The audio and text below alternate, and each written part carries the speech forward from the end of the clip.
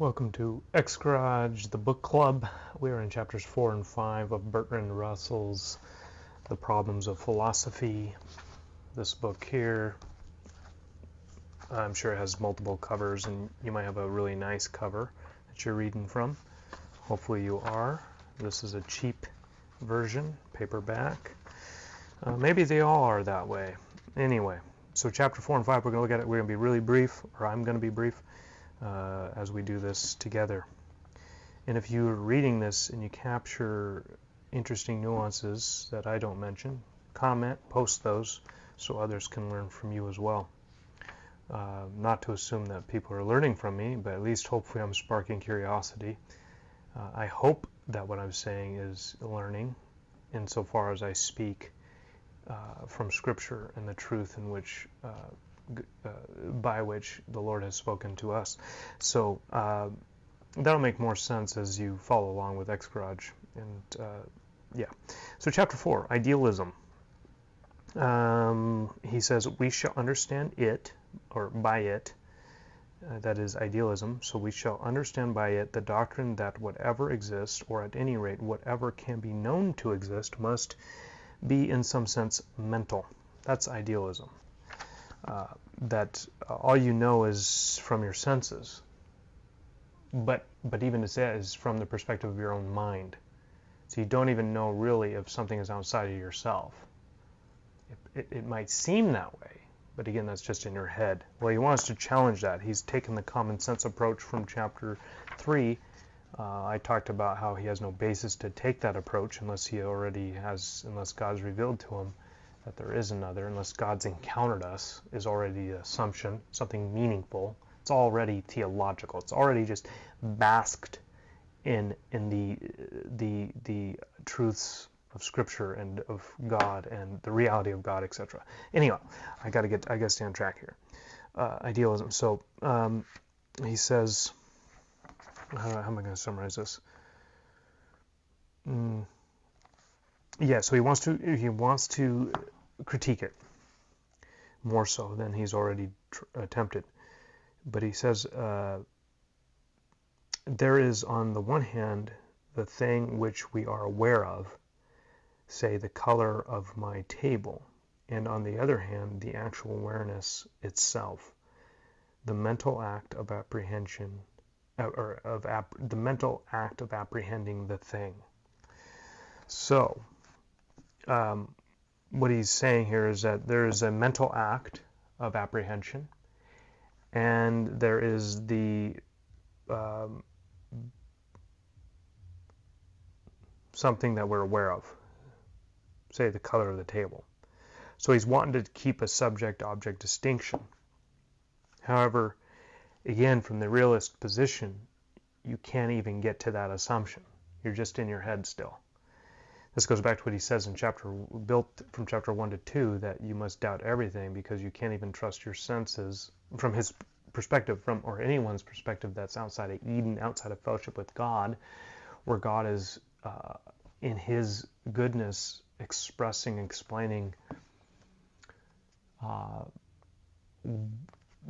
meaning about ourselves, about him, and about creation. There is this subject-object distinction, etc. But we can't get there from his presuppositions. We're just reasoning from ourselves. And so what I'm going to argue here is that his reasoning in chapter 4 is completely without a basis. So, but his critique is a critique that's assuming a distinction that he hasn't proven, and that he himself already denied that you can actually prove an objectivity outside of your senses. But he's assuming that there's this apprehension of something that gives us the data of our senses, and therefore there has to be the subject-object distinction. And so that's his counter to idealism, which is that all knowledge is just in the mind, or that the real world, or what we can know of the world, is just mental. He hasn't actually been able to prove them wrong logically or consistently.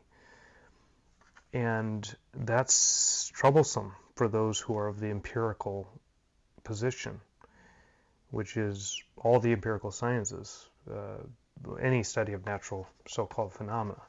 Again, me talking as though I were in his shoes. or the idealists. I think the idealist is wrong just as well. They're both wrong because they, in the sense that they don't have a starting point to begin even talking about a world or even the mind, all that. We'll get to that in a second. But so, oh man, I got to keep this short. I was hoping to keep this short. The act. Okay, so then he's talking about the act of the mental act is undoubtedly in the mind. Hence, when we are thinking of the act, we readily assent to the view that ideas must be in the mind. Then, forgetting that this was only true when ideas were taken as acts of apprehension, we transfer the proposition that ideas are in the mind to the ideas in the other sense, i.e., to the things that are apprehended by our acts of apprehension. Well, what's he mean by all this jargon? Basically, what he's saying is the idealist must say that what's apprehended by the mind is only in the mind, therefore there's nothing apprehended by the mind. However, he's actually doing a straw man, maybe even there's like maybe a couple fallacies here. He's basically reading the idealist position from a realist's position and then telling the idealists that they're inconsistent. But he's not walking the idealist's line of reasoning, and so he's just straw manning their position. He hasn't proven the idealist to be wrong based on the idealist's own logic.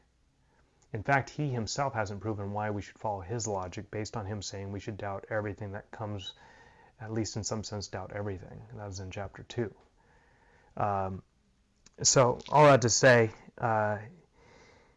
he's forgetting that his own critique of idealism is inconsistent, although I do think that both positions are inconsistent without God revealing something to humanity. That must be the premise. Otherwise, there's no meaning. There's nothing to be known. If there is, we can never know that, which would go back to his skepticism in the second chapter. But even the idea of not being able to know something could not be a thought if there was not something to be known. So we can't get out of the fact that we are in a God-centered universe, a God-centered, our own beings, our own consciousness, our own minds are already in the context of God and his knowledge. We any awareness, any sense even of our own mind, or even these thoughts, everything about every turn of the page, putting sentences together and information, it's already the context of a meaningful world, which is the assumption, not even assumption, it's the indicative of God. It's God crying out to his creation, his own glory, his own presence. I could go on that, but oh shoot, I didn't even get to chapter 5, the knowledge by acquaintance and the knowledge by description. He just wants to make the distinction that there's a knowledge that you're acquainted with something. That goes back to what I was just talking about, that there's something there that gives us our sense data, and the data is therefore descriptive of something real. And so there's this connection between what is perceived and what is the perceived. However, again, he hasn't proved that. He hasn't established that. He's told us to doubt that. The idealist is, I think, he's struggling to outdo the idealist from a speculative starting point. I think in terms of a speculative starting point, if I'm going to even grant that, the idealist is more consistent than the realist. However, that I say that because God witnesses to my heart, and I hope to your heart, that creation isn't just us perceiving reality, but creation coming at us and calling us into question, calling us to discover creation. That the knowledge that we have does not start with us, but starts with the other. It starts that we are, again, consciousness situated in a context, and that context is where we actually have this subject-object distinction. How do I know that? Because Jesus reveals it in Scripture, and he reveals it to the human heart. And those who resist it are warring against it, i.e. the term resisting. It's not that it isn't the truth, it's not that it isn't an indicative, but there's a resistance against God's revelation in all that surrounds us.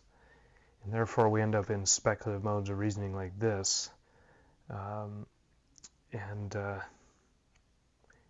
stop there. I'm just going on a rabbit trail. I'm tired, and that's what I'm going to say. At end of every video that I do on this, I'm going to say I'm tired, because this is a season where I do these in the evenings after I spent, like many of us, we spend the whole day doing other things. And yeah, that's my excuse.